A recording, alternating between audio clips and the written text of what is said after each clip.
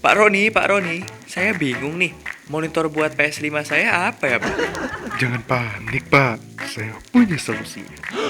Ini dia teknologi monitor komputer termuktahir dari ViewSonic. ViewSonic XG270Q.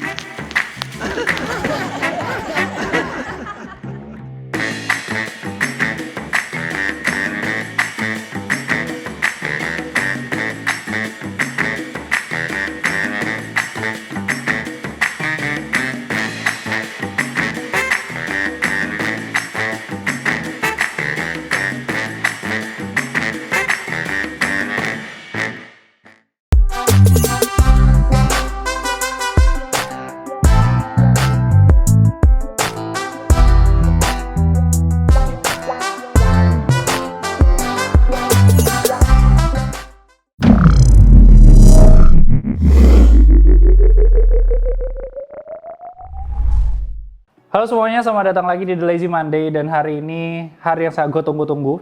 Hari di mana kalian melihat community post dan melihat Aldo duduk di sebuah monitor. Itu bukan Photoshop.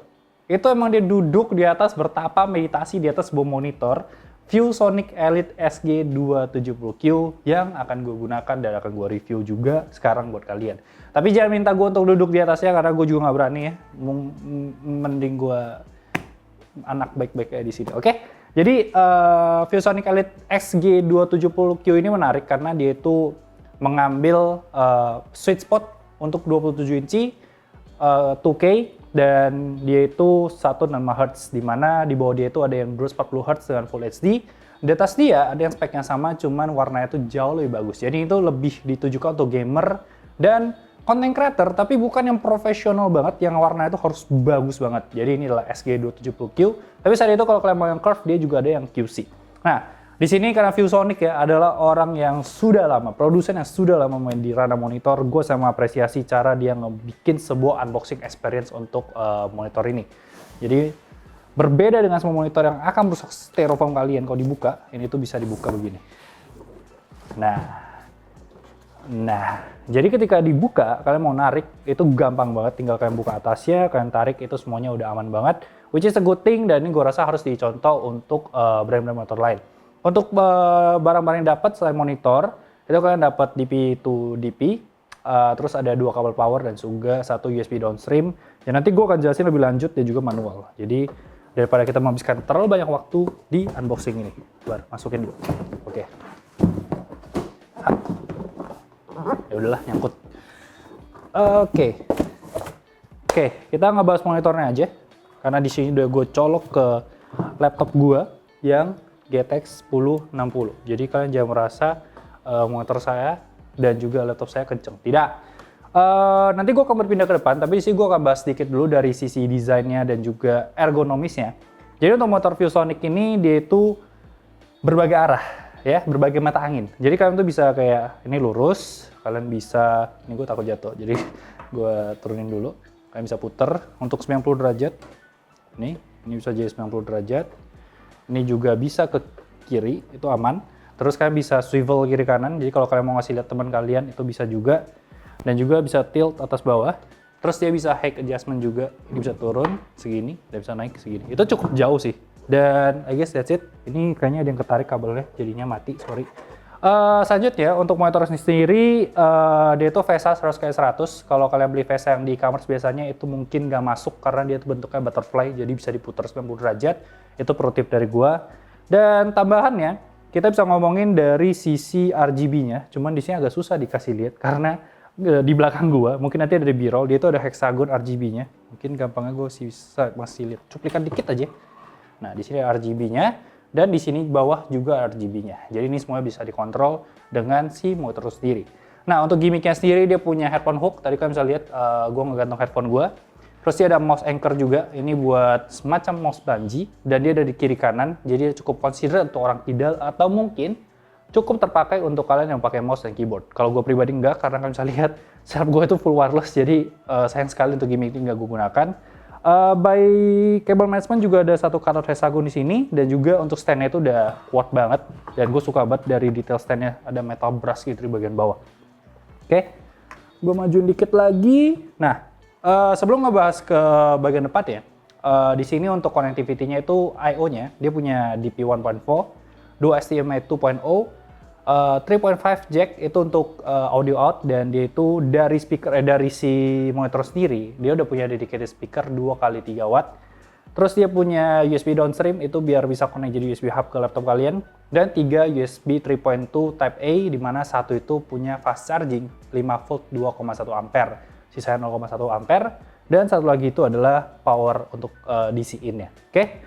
Jadi mungkin gue akan pindah ke depan karena gue harus ngebahas OSD ke kalian. Oke, berpindah ke depan, di sini gue akan ngasih lihat dikit di OSD-nya. Jadi di OSD sendiri kalian bisa pakai joy button yang di tengah, dan di sini dia akan mengakses ada game mode, ada display, ada input select, ada audio adjust, audio adjust dan setup menu. Jadi di sini untuk game mode sendiri lebih ke kayak tampilan warna-warna yang udah di preset yang ada. Terus untuk display, dia itu lebih ke fitur-fiturnya kayak adaptive sync-nya nyala, untuk SDR-nya nyala, overclocking-nya nyala, dan response time OD dan semua yang biasa berhubungan sama urusan warna dan segala macamnya. Terus untuk input select cuma ada HDMI 1, 2 dan DisplayPort. Ada audio adjust ini untuk volumenya. Kalau kalian tadi lihat sendiri ada speaker, di sini ada volumenya sendiri. Dan juga ada setup menu tuh kayak language select. Terus ada juga crosshair di sini ya. Jadi kalian tuh bisa kayak ada nambah crosshair di tengah-tengah. Jadi buat membantu kalian curang gitu kan. Terus selain itu juga ada LED RGB, di mana LED RGB ini buat ngasih lihat warnanya. Di mana ini bisa jauh lebih kalian ekspor kalau kalian tuh pakai USB downstream to PC kalian, karena di sana bisa diekspor. Jadi di sini mungkin gua akan langsung jelasin aja. Ada aplikasi untuk LED Display Controller di sini yang memang dimana kalian tuh nggak usah ngeklik joy button lagi, semuanya bisa diganti dengan mouse, crosshair dan segala macam bisa dimatiin dengan si barang ini. Nah di sini gue mungkin crosshairnya masih nyangkut, jadi crosshairnya mau gue matiin dulu. Crosshair di off dulu, off. Oke. Jadi di sini kalau kalian lihat di sini RGB, dia ada rainbow cycle, ada breathing, waterfall, elite, jazz, elite global. Cuma di sini karena gue nggak colok USB downstream ya, itu gue nggak bisa ganti langsung. Cuma nanti mungkin di B-roll bakal lebih kelihatan. Dan ini ada RGB Alliance. Ini salah satu yang menarik karena dia itu kerjasama sama Razer dan juga Thermaltake. Jadi ketika kalian menggunakan Frevro Razer dan kalian menggunakan cooling ataupun fan ataupun casing dari Thermaltake, itu bisa punya satu RGB yang senada. Jadi kalau kalian pakai monitor ViewSonic, pastikan Frevro dan casing kalian tuh itu. Oke, kita ngebahas ke layar sendiri. Layar sendiri ini adalah sebuah layar 27 inci 2K. Warnanya itu karena gue sama ini kan pakai Dell U2715H, salah satu monitor yang cukup terkenal di masanya kayak berapa tahun yang lalu. Dan untuk dari segi warna itu bisa dibilang di sini lebih warm dan warnanya itu jauh lebih apa istilahnya? Lebih kaya gitu. Kayak range warna itu lebih jauh dibandingkan si Dell itu. Tapi kalau kalian cuma lihat sekilas mungkin nggak kelihatan. Tapi kalau kalian perhatiin kayak dengan wallpaper yang sama, apa yang kalian tonton sama, itu kan akan melihat sebuah perbedaan untuk urusan warna. Jadi itu udah emang 93% di CIP3 dan juga sRGB itu di 147%. Jadi sebenarnya untuk urusan warna itu udah aman banget.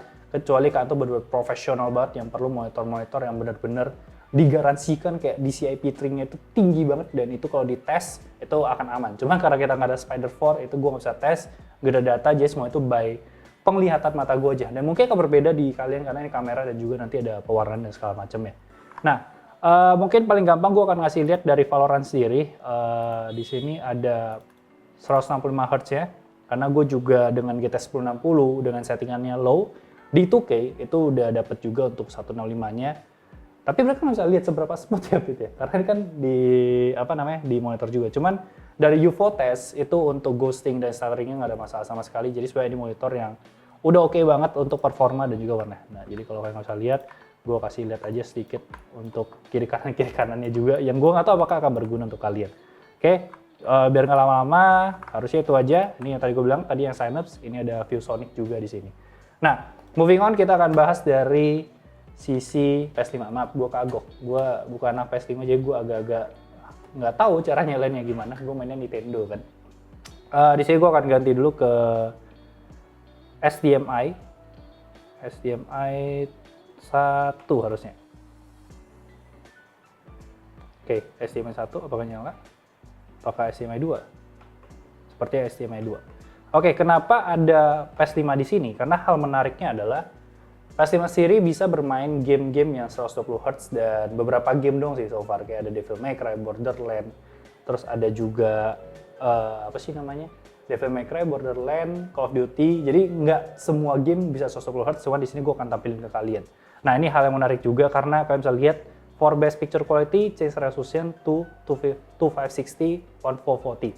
Nah kenapa ini menarik? Karena kalau kalian main PS5, kalian pasti tahu kalau monitor kalian itu di downscale ke 1080p atau 4K sekalian. Nah di sini karena dia pakai signalnya 4K, maka dia itu bisa pakai signal QHD yang itu di beberapa hybrid gamer tuh mungkin nggak dapet karena selama ini semuanya either di downscale ke 1080 atau ke 4K sekaligus. Jadi ini cukup menarik dari ViewSonic karena mereka bisa melakukan hal itu.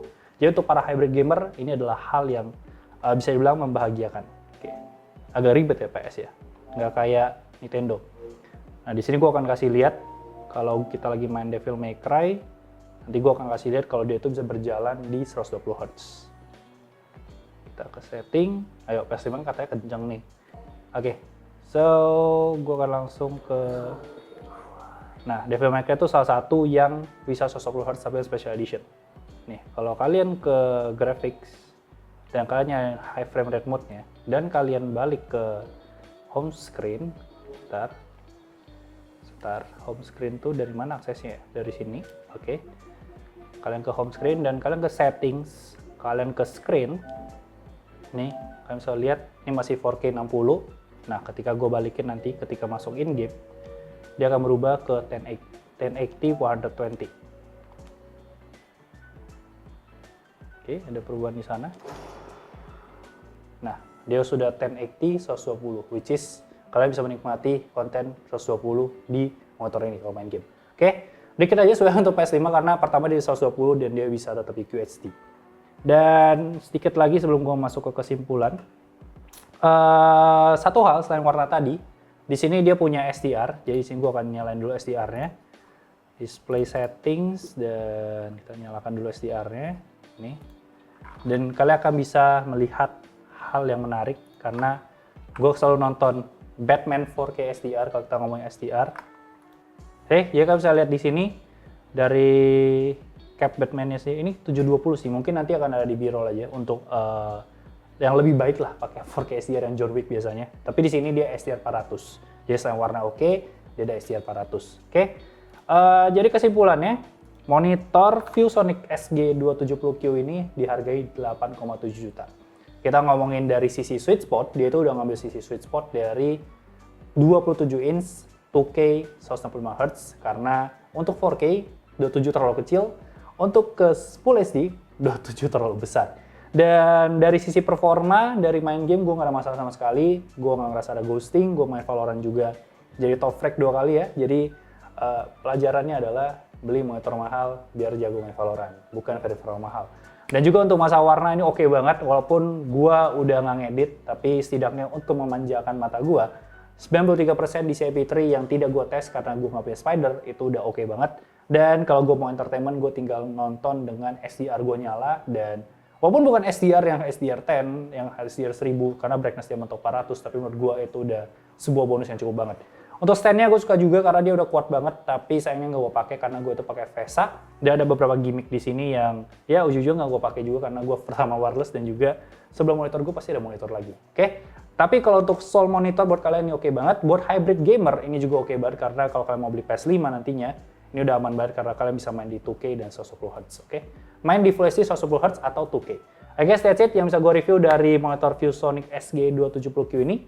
Seperti biasa, jangan lupa like, comment, share, follow Instagram kita di @lazymonday untuk berita lebih update setiap harinya. Gue di Jordi Leonardo U-nya 2 dan sampai jumpa di video selanjutnya. Bye-bye.